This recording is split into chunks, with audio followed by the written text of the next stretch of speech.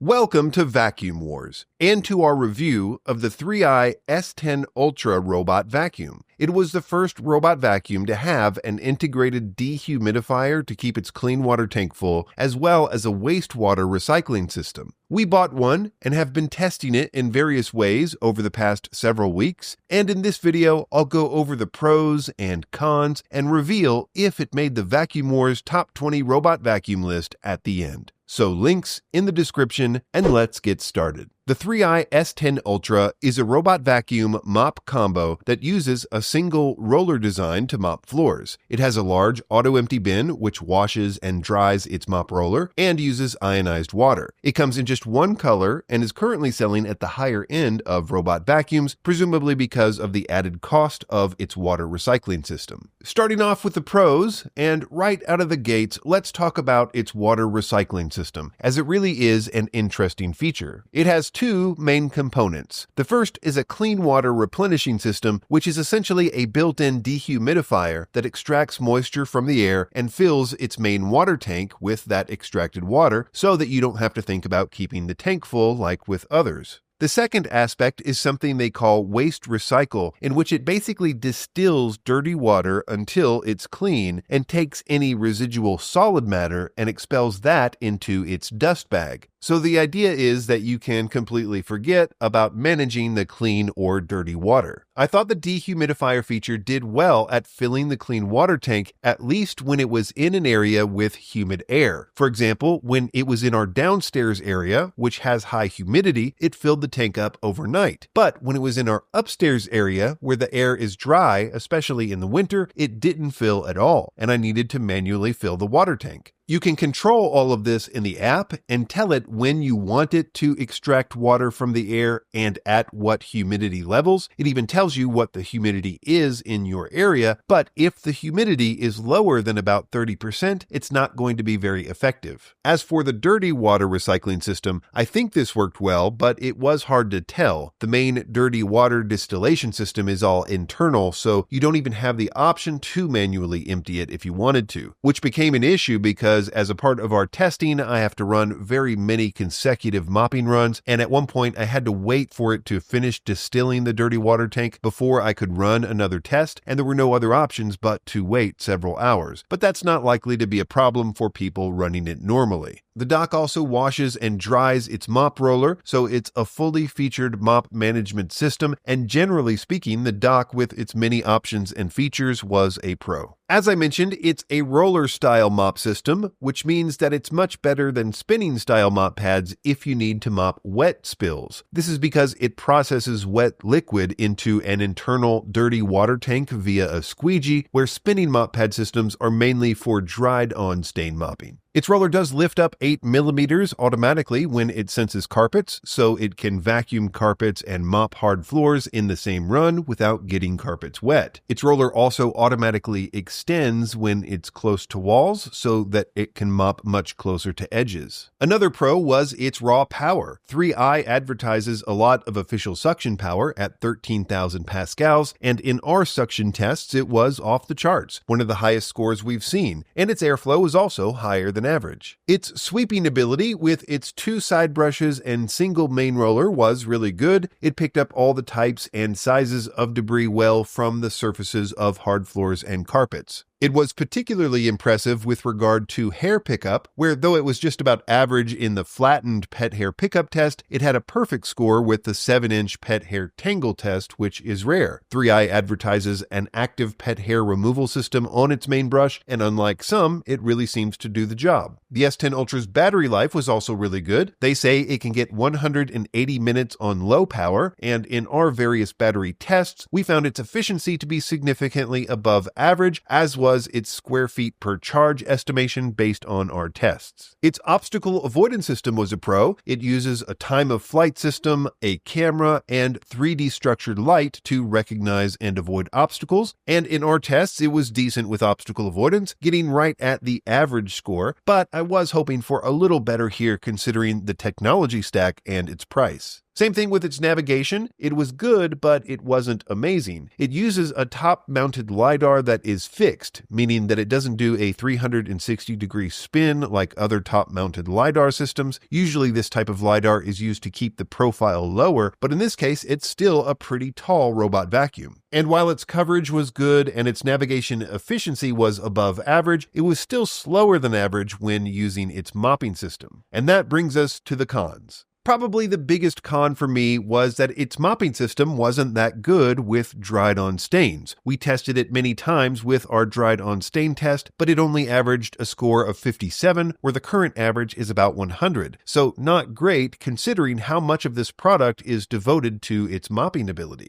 Another thing was that despite its strong suction power, it wasn't great at deep cleaning carpets, which we tested many times by embedding sand into carpet and weighing the bin before and after a timed run, where it was consistently below average. Similarly, on the crevice pickup test, it was also below average. So it seems that even though it was a good sweeper of debris on the surfaces of hard floors and carpets, it wasn't a good deep cleaner. Although it had a surprisingly fully featured app with many of the top features I expect from a flagship robot vacuum, it was missing a few key features, like the ability to mop with the grain of hard floors, as well as the ability to control the frequency of its bin emptying during a run, which is important for people with a lot of pet hair. It's also very heavy and very big. Its shipping weight is over 80 pounds, and it's easily the largest robot vacuum bin I've tested, so keep that in mind when trying to think of a place to put it. So my takeaway is that 3i should be commended for the water recycling system that they pioneered, and though I would still like to see more long-term reviews before I can endorse a system like that, I would not be surprised if that technology is much more widely adopted in the future, at least for people with a lot of humidity in their house. And if the water recycling feature is really important to you, I think the whole system is good enough that you won't be disappointed. However, if you can take or leave the water recycling bit, the robot itself with its specs and features and the results of our tests were just so-so. And while its final Vacuum Wars score was good enough for it to make our top 20 list as of the time of this video, I'm not sure it will be able to stay at that spot for long. Check the links in the description and be sure to subscribe to Vacuum Wars before you leave. Thanks for watching. All of the links in the description are updated regularly to reflect our current favorite vacuums in multiple categories. You'll also find links to the Vacuum Wars website in the description, where we have more detailed lists of our favorite products, like our new top 20 robot vacuums list, which is updated weekly.